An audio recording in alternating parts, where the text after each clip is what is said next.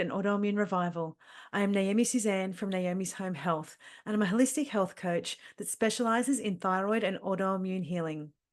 I healed my own hypothyroidism and Hashimoto's using natural solutions, and now I'm helping others do the same.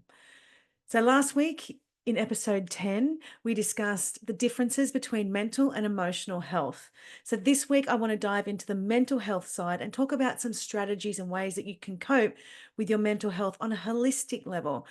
Now, as I said in episode 10, mental health describes your overall psychological well-being.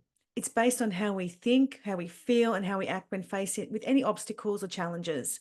So it's how we process and understand this information that we get every day. It's a day-to-day thing for us. So it's your ability to make decisions effectively, how you maintain focus and attention, and it's a sense of fulfillment. So when your mental health is suffering, all of these things suffer. So every day we're faced with decisions, and if we are mentally struggling, those decisions will differ than if we are not suffering. So your mental health state affects your decision-making capabilities every single day. It affects how you react to situations. It affects how you think about situations, how you feel about situations. It's your whole physical, emotional well-being. It affects everything. So your state of mental health affects how you live each day. You may make bad choices. You may have no motivation. It affects your emotions and how you process your emotions. It lowers your energy. It impacts your sleep, impacts your relationships with others, people that you do know, people that you don't know, how we react and respond to people in situations, and how we react and respond to different situations. It's our resilience and our general life satisfaction. So your mental health affects all of that. So most of the time, we don't even realize that our mental health is suffering. You can go for years and years living with your mental health not at its peak performance, and you don't even know it because you are numb. You're living in survival mode. We talked about fight or flight last week, and when your mental health is suffering, it's often because you have been living in fight or flight for so long due to stressful situations in your life, trauma, childhood events, all different things. Stress and trauma completely affect your mental health. And a lot of the time, because you block it out or you don't feel the emotion, you think the mental health is okay. And a lot of the time we think how we react to people is normal, or how we're responding to people is normal, or this is just me. A lot of the time it's how you're processing the information, and you become reactive because your mental health and your emotional health are suffering. So a lot of the time we are just battling through each day to get our thoughts.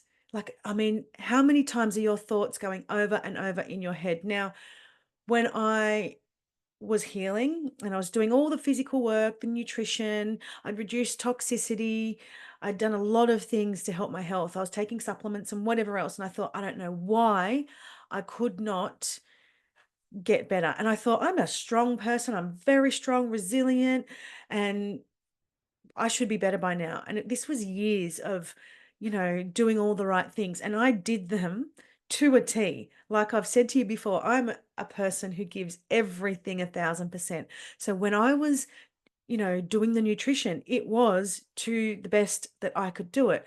When I was, I'd removed all the toxins. I drove the family crazy with what was going on in this house, with what they couldn't have in the house. Like, and this was part of my mental health problem, because I wasn't realizing the impact I was having on other people by doing all these things. And I wasn't realizing that I hadn't faced a lot of the things that I needed to face in order for my mental health to improve. I didn't want to face it. And when I look back now, I realized that even when I was 17, 16, 17, 18, 19, all through my 20s, that I had mental and emotional health problems that I refused to acknowledge because I didn't think I had them. I thought it was just like, this is just the way I was. And everyone around me just either liked me or they didn't, and they just had to deal with it.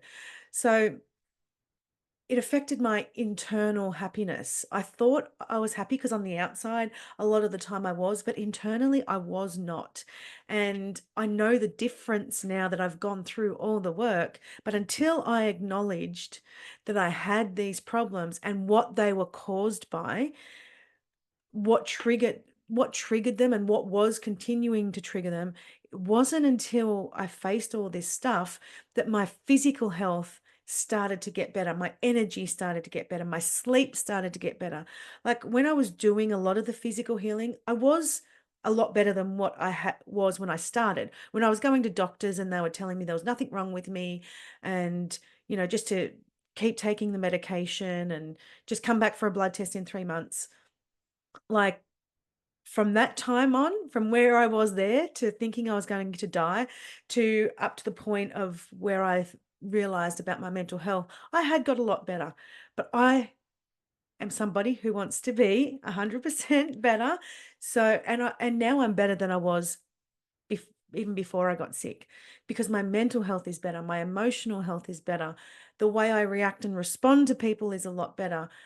I look at everything, I try to look at everything a lot more positively now, and I give a lot more love and light to every situation. And I look at other people, and, I think a lot of people get frustrated with certain people thinking, oh my God, that person's a pain in the ass, or whatever, or that person's giving me shit, or they're not treating me right. And sometimes it's about looking at, maybe that person's struggling mentally. Maybe that person just needs some love.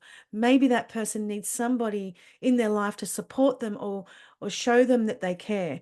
So going through my own mental health satisfaction and improvement and all of those things, I can see where other people are struggling, or I can be there to support them, or I can be more mindful of how other people are responding and reacting around me. So the way I started with my mental health, some of the strategies that I used and I continue to use, was I had to acknowledge that I had a problem. I had to acknowledge that my mental health wasn't at its peak. Just because I was a very strong and resilient person and I was doing everything I could to heal, doesn't mean that my mental health wasn't suffering in some way, shape, or form. I had to look at the way I was in situations in life, how I reacted to things, how I acknowledged things, how I treated different people. Like, I've never treated people badly, but sometimes I was just selfish, I guess.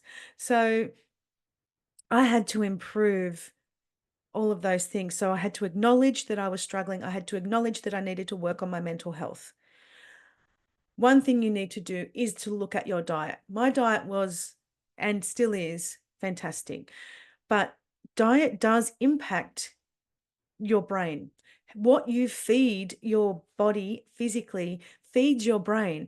And if you are eating high sugar, high fatty, fried foods, a lot of gluten, a lot of foods that your body just doesn't naturally process really well. If you're not eating a lot of whole fresh foods full of vitamins, minerals, electrolytes, all of those things, your brain isn't going to function as well as it should. And if you are eating foods that you are slightly intolerant to, or that affects your physical health, then your mental health isn't going to be as good. So diet is extremely important. Exercise is important. Now, it's really difficult when you lack motivation, when you have mental health problems. You lack energy, you lack motivation, and the last thing you want to do is exercise. So you don't have to go to the gym, you don't have to go for a run, you don't have to do all those things. Do some form of exercise. It might be something really calming like Tai Chi, yoga, somatic yoga. It's fantastic. I can't, talk about somatic yoga enough. It might be Qigong. They are really good for balancing your body from inside to out, Pilates, all of those things. But just going for a walk, getting outside is extremely important. Getting back in touch with nature, getting some vitamin D from the sun. The sun is a a powerful source, and it's our life force energy. So getting outside and getting that sunshine direct on the skin, direct into your eyes. I talk about sunglasses a lot, not wearing the sunglasses because our eyes process sunlight. We need to be having sunlight going through our eyes to help with our hormones, producing cortisol in the morning, melatonin at night, happy hormones, serotonin, dopamine, all of these things. Sunlight helps with that. Also, coming in contact with the earth, with your body, your feet, like no shoes. Grounding and earthing is really important because you draw energy from the earth. So if you just go out into your back garden, your backyard, and you just walk around with your feet on the earth, that is a great way to start to gain a bit more energy and a little bit more motivation. And then you're going to want to start to do things. You're going to start to sleep better. Sleep is so important to your mental health. And I know that a lot of us, when we get into bed, that is when our mind starts to go 1,000 miles an hour. But if you do some of these strategies, these things will help improve your sleep. So getting outside is so important. Go for a walk through the forest, through the bush. Go and run your feet through natural running water. Put your feet in a lake, a river, ocean, creek, whatever. Get your feet into some natural water because water is cleansing. It will draw out the negative emotions and thoughts and things from your body. And when you go and hang out in nature, it's nothing but positive energy, and it's going to take away some of those thoughts because it's going to give you positive vibes. There's nothing but goodness coming from the earth. The power of positivity is super important. Being consciously aware of how you think is so important. Now, I practiced this a lot. So when a situation would arise, I would stop, take a breath, and think, how can I flip this situation? Instead of looking at it like, oh my God, you know, draining your energy, draining your thoughts, and thinking the worst possible outcome, I had to stop and think something positive about the situation. What can I take from this situation that is positive? What can I look at that is positive from this situation? And that comes in with gratitude as well. Gratitude is important. Looking at things with gratitude. Before you go to bed at night, say 3 things that you're grateful for. But positivity and gratitude come hand in hand. I have a gratitude diary for the family, and we write on our own page something that we're grateful for that week. And it's really, really important because it's helps with the power of positivity.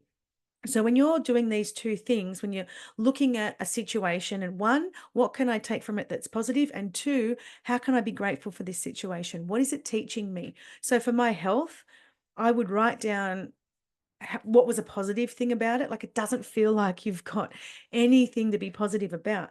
But I was learning so much about myself. I was learning so much about my body. I was learning about health.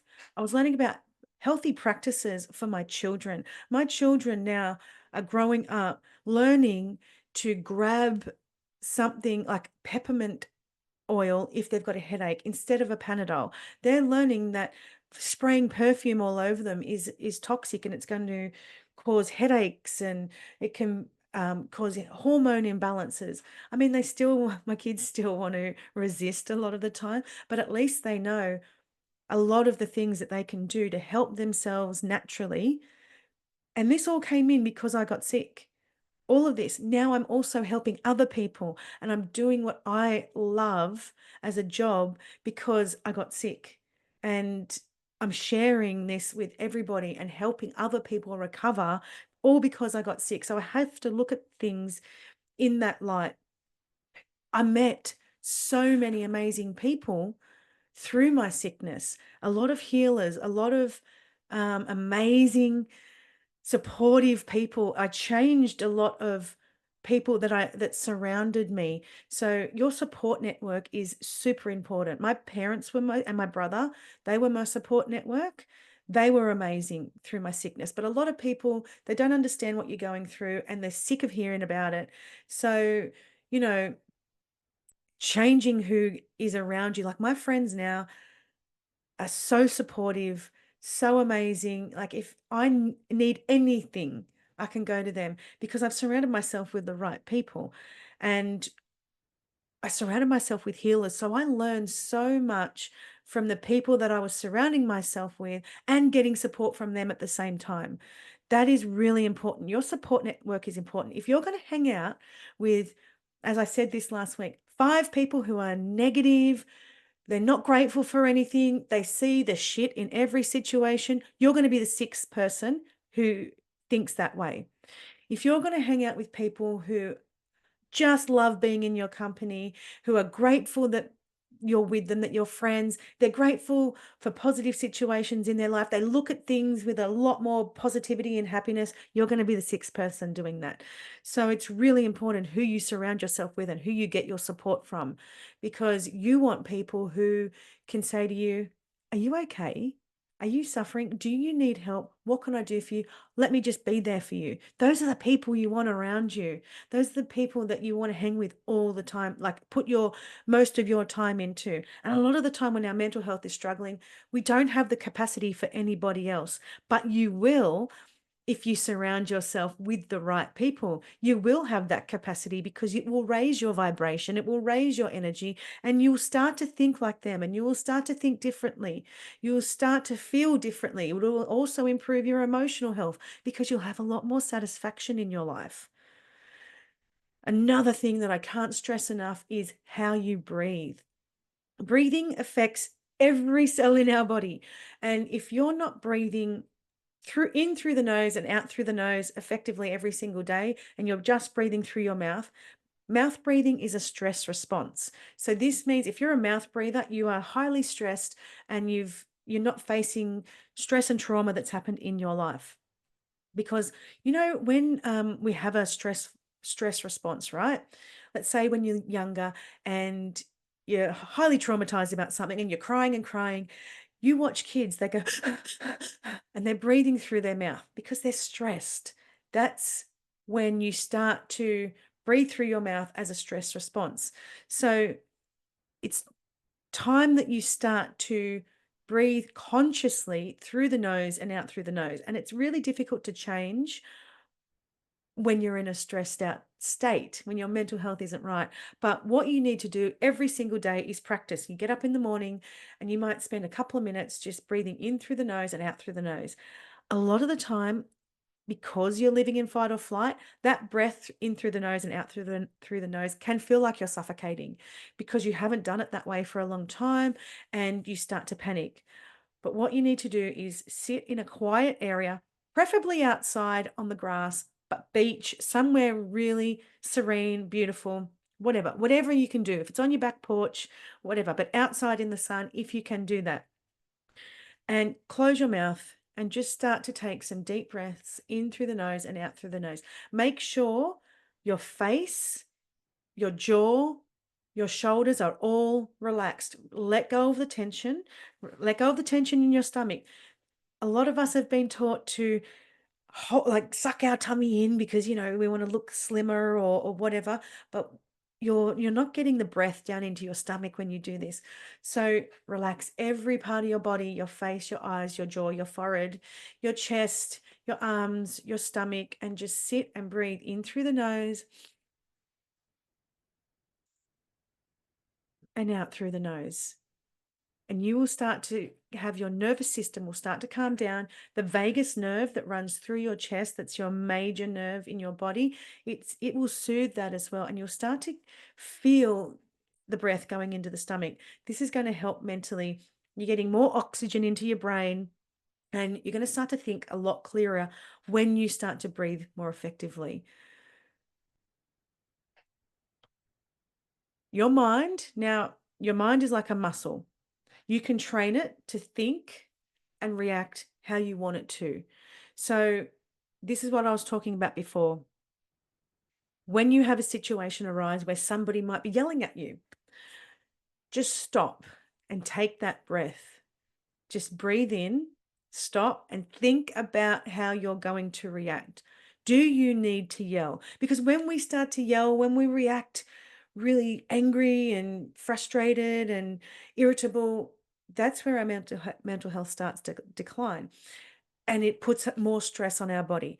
We are going to think of ourselves. Don't think about the other person. If they're pissing you off, that's their problem. They're the one that's got to deal with it. They've got to deal with their own emotions and their own problems. You think about you and how you respond. Stop, think, breathe, then respond. You can walk away. You have a choice how you respond and react to everything. You can do any of these things in your own thoughts, your own time, but just don't allow somebody else's energy or mental health problems or emotional problems to impact your progress with your mental health. It's really important just to stop, breathe, think about it, and then respond. But my suggestion is to just take your time and not respond how they want you to. Respond how you feel is right for you and what is going to be the best for your mental and emotional health. The other thing you can do is to remove the stress.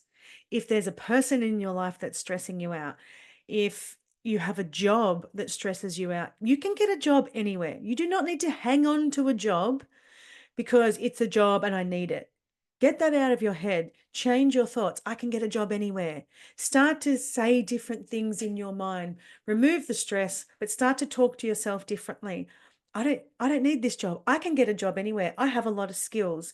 The way you talk to yourself is super important because yourself will listen. Your energetic body will listen to what you're saying in your mind. So changing your thought pattern is super important. How you speak to yourself, and about yourself to others. Never talk shit about yourself. Talk about yourself in a positive way because this is how you're going to raise your vibration.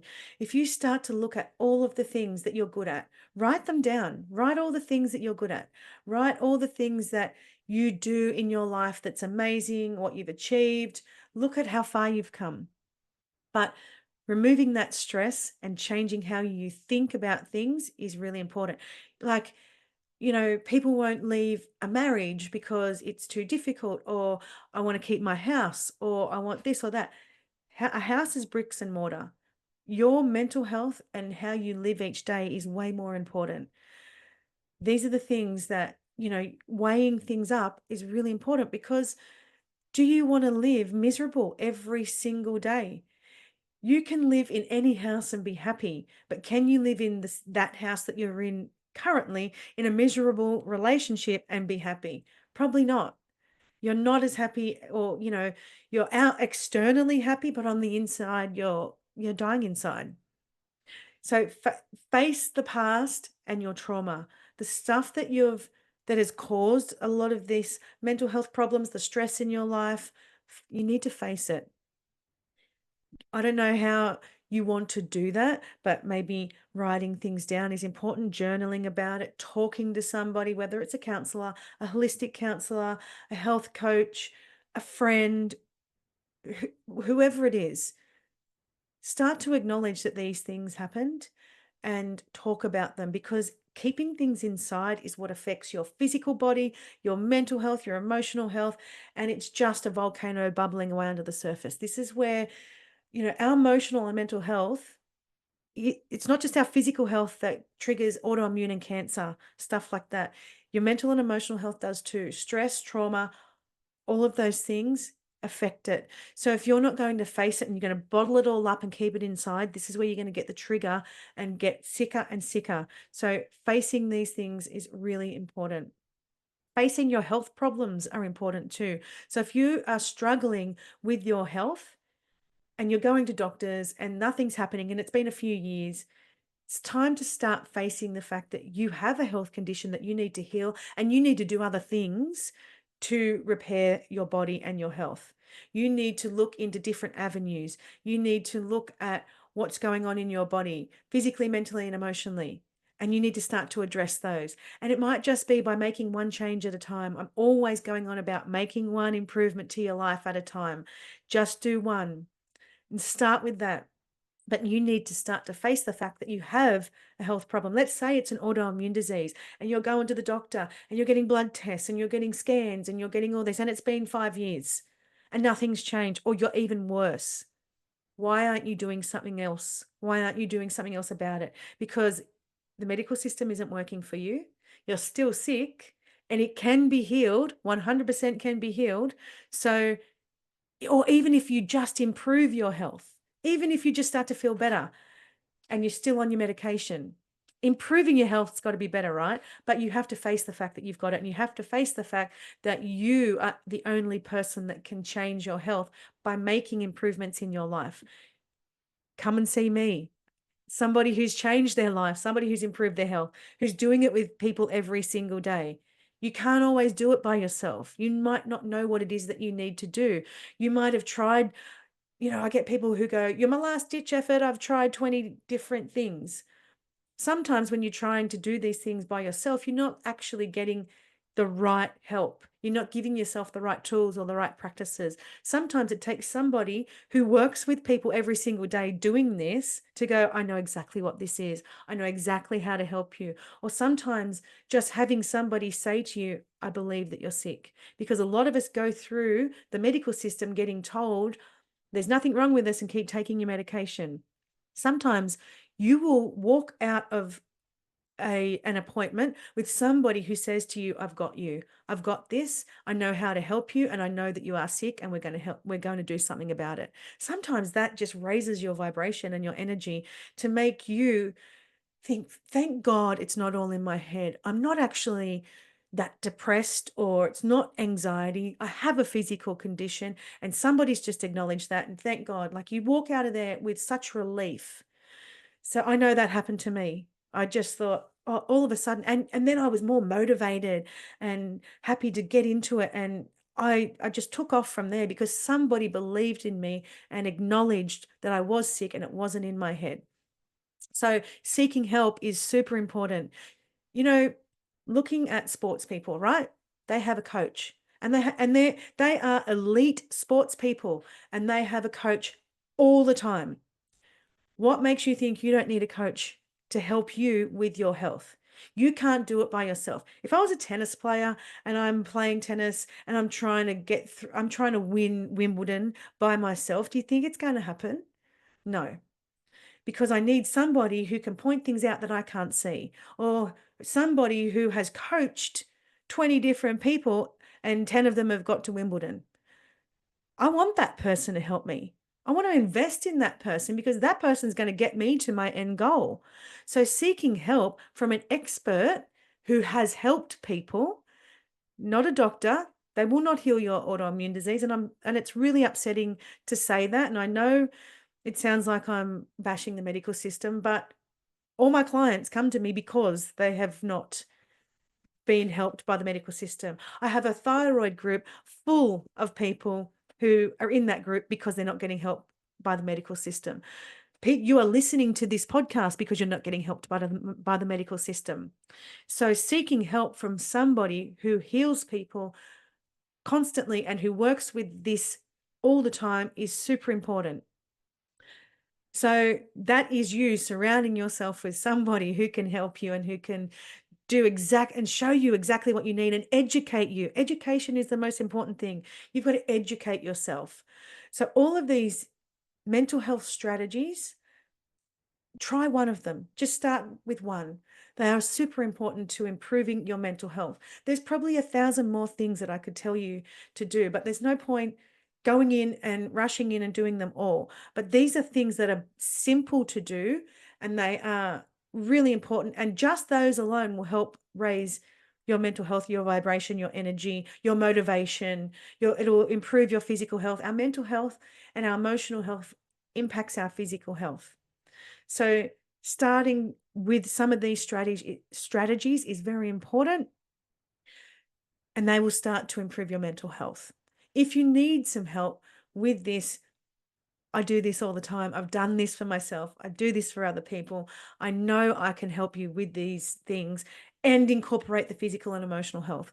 I work on everything, and I want to get to the root cause of why you're sick, not just work on, symptoms. I'm not a symptom manager. I am a root cause kind of girl. So, next week in episode 12, we're going to go on to the emotional health strategies, and we're going to work on some ways we can balance the emotional health. So, then the mental health and the emotional health will start to be a lot more balanced together. So, if you love this podcast, please share it with as many people as you can to help others, start to live their best life through their healing. Make sure you follow this podcast so you get all the latest information, and we can reach as many people as we can to help them heal their health and their autoimmune or thyroid disease as well. But